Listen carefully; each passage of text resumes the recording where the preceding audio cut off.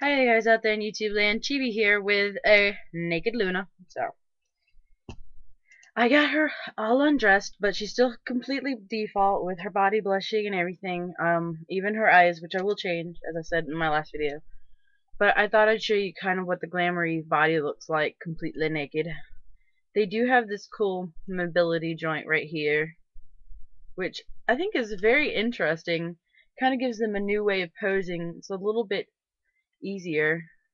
Though their elbows are those big black things, so. And she has like the two-piece right here, which I'm not very fond of, but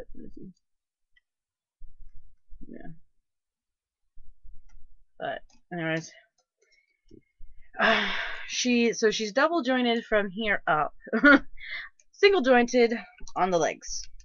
Don't know why Dollmore does this, but yeah, she's single jointed. She can only do that, which quite frankly, not too worried about.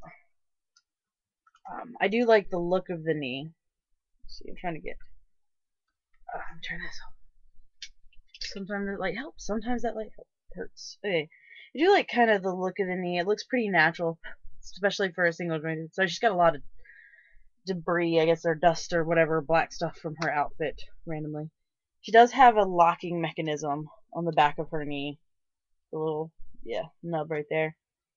So her knees stay locked. She only comes with heeled feet, which I don't know. I guess I thought she came with both, but I was wrong. Clearly. Let's see, put her here. So I can't just, sit her or stand her. If she doesn't have shoes on, she can't do jack when it comes to standing. So that's annoying. And I guess whenever I do my next dollmore order, I think they have flat feet that you can buy off their website. I have to look it up again, but I guess I'll just have to get her a pair because it's a little bit more bothersome than I would have thought. So here's her big old hip. I'll give you a good overview of her whole self.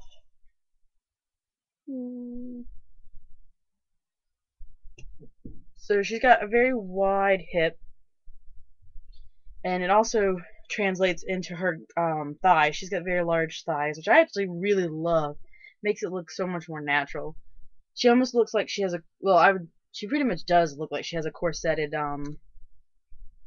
waist, and I think maybe in the future when I'm more set up financially, I will have a I will commission a corset for her. She does have seam lines, and they're not like horrible. They're not as bad as my Zoom. But they're a little bit worse than my Fairyland. A little bit more noticeable than my two Fairyland boys that I have in my any of my Fairyland dolls. But they're not too bad, and you can feel them, but they're not in the way of anything. So. And she doesn't have any thigh mobility joint either, which she does have trouble kind of trying to get her legs going the correct way to sit. Emily, you want skillet? Yeah. Yes. Thank you. Sorry about that. But so she does sit, but sometimes getting both of her legs to go like this is a little bit troublesome.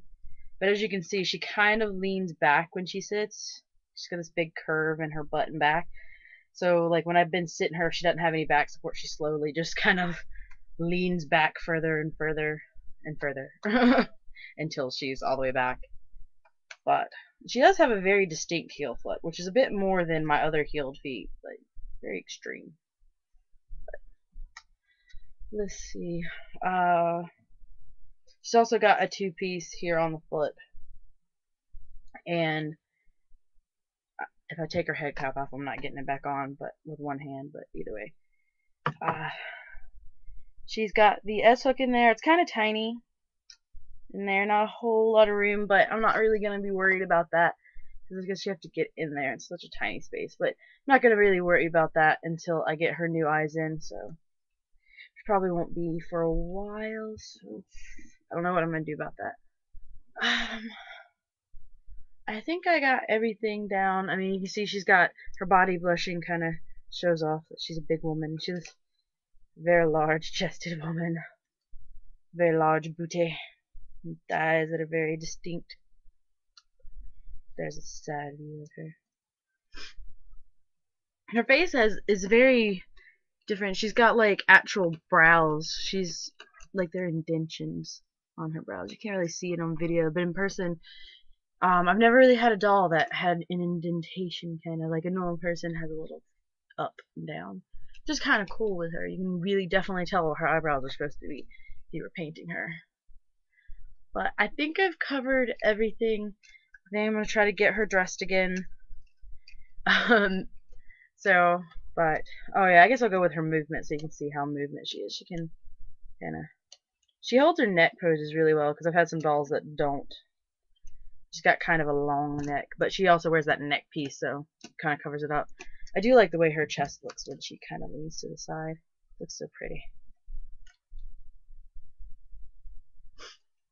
And she of course only has this one chest piece, so she only goes that forward and that back. That's like her natural position is as far back as she'll go. Yes, you can kind of. Oh, look! I didn't. There's a bit of a locking mechanism there, so you can get her to go all the way back. I didn't see that before. Sorry, she's new. I just don't want to leave her naked long enough. Her outfit's hard to get on and off, but yeah, she can lean back really far.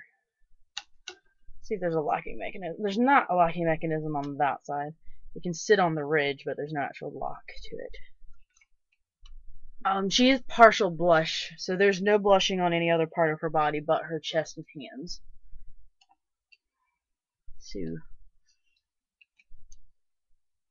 I guess, that's about it. If you have any questions, just ask. I'll probably, eventually get another outfit or something for her and get her undressed again. I did get a couple pictures of her, but I'm not really sure because the lighting's not so well in here, so we'll see how they turn out, and I'll link them if they turn out well from my DeviantArt.